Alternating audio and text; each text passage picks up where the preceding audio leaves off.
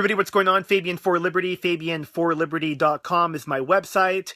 This Friday, a couple days, I'll be hosting a free webinar on my 2016 real estate predictions. If you'd like to join us on that call, you can register by clicking the link down below. Okay, so the Russian President Vladimir Putin has come out saying that he would wants to nuke ISIS, and that's a question mark. Very interesting story. There's been other people that I've heard, Michael Savage, a few others that have come out and said, you know, why not just drop a tactical nuclear weapon on Raqqa, which is the headquarters of the Islamic State, of ISIS. I find this really interesting, and I'll tell you what, not too many things are made in the United States anymore.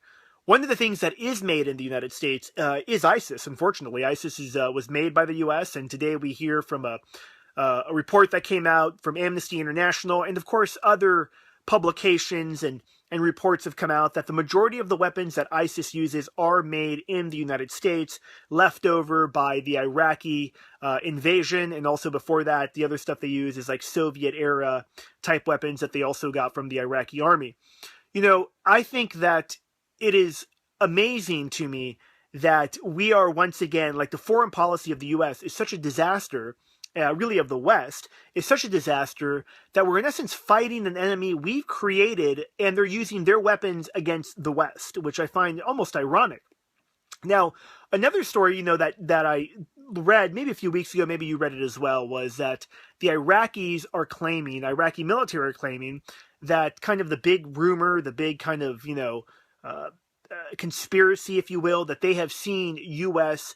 helicopters drop food and weapon supplies, as well as planes, to ISIS, behind ISIS battle lines. It's certainly possible. I have no doubt ISIS is inspired, is funded, is financed by the West. They've been armed by the West, that's obvious. And ultimately, they're going to be used against Russia. Now, we've seen Putin step up his military campaign. I mean, he's, in essence, doing what he said. You know, I remember his quote was, "It's not my job to judge them in the eyes of God or something. It's my job to deliver them to God." Would Putin use a tactical nuclear device against ISIS? First, you got to remember that he is allied and friendly with the president of Syria, with the government, the Ba'ath Party government in Syria. Using a tactical nuclear device in a region like that would really, there'd be a lot of fallout, wouldn't be good for obviously the whole entire area. And certainly the backlash would be pretty significant. But personally, I don't think that Putin's potential threat, which was really, it was really a veiled threat. What he said was, well, I don't think we need to use nuclear weapons against ISIS, kind of like wink, wink. That's not a threat at ISIS, ladies and gentlemen. That's a threat at the United States. That's a threat against the West. Putin knows, and I think if he came out globally, although he has come out already and talked about how Turkey is financing ISIS with buying their oil, I think if he came out and claimed and came out with all the stuff that I've just talked about and all the abundance of evidence that's out there that ISIS is financed, funded by the West, funded by the so-called friendly Arab nations that are Sunni nations, I think that basically he'd look like a nut. And so instead, he is throwing down the gauntlet. He has talked about nuclear weapons in the past. He's talked about the fact that they would use them if they had to use them. And he's really 2 to 3 steps ahead of the West in inserting himself in Syria, where now he's like the go-to player. Now you have France, the Germans, everyone wants to talk to him. And so it's relieved any sanctions that were levied against the Russians. It's completely dropped the whole Ukraine, Crimea thing out of the, basically has dropped that out of the news. It's no longer an issue. It's all about Syria. It's all about ISIS and what's going to happen. You know, I did a video not too long ago regarding Putin sending in 150,000 troops. I had heard this from several different sources that are out there. Many people did their research and saw the different stories. We also know that about 3 weeks before that, Putin drafted 150,000 reservists into the military. We know he's now opened up a second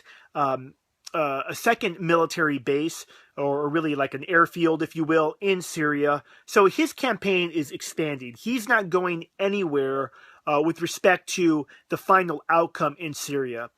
I personally think, as I said the other day, and people have a hard time with this, they're like, oh, you believe in the boogeyman of terrorism. Well, I believe that terrorism, to the extent that um, I believe that the terrorists now, whatever you want to call them, I don't even really like to use that word. To me, they're more Stone Age Islamists. They're really pawns of the New World Order, and they will ultimately be used against the Russians. Make no mistake. In Crimea, when they downed the power outages, the power lines in Crimea, there was that power outage for almost over a week. It was the minority Muslim population that I said would be used in terror attacks against the Russians that participated in that, as well as some of the fascist fanatics that are in the that used to run the old Ukrainian that run the new Ukrainian government that were responsible for that as well. So interesting to see these alliances taking shape, all different across party lines, across ideological lines. I'll keep talking about this because I really think that when we talk about World War III, when we talk about a context of a greater regional war, I have always said, or excuse me, a global economic reset, I have always said a greater regional war would be a catalyst where we know the reset's about to happen. And I think it's pretty obvious to me, at least, ground zero for that is in the Middle East, particularly Iraq and Syria. I'm Fabian for Liberty, Fabian Calvo. Thanks for watching. I'm out.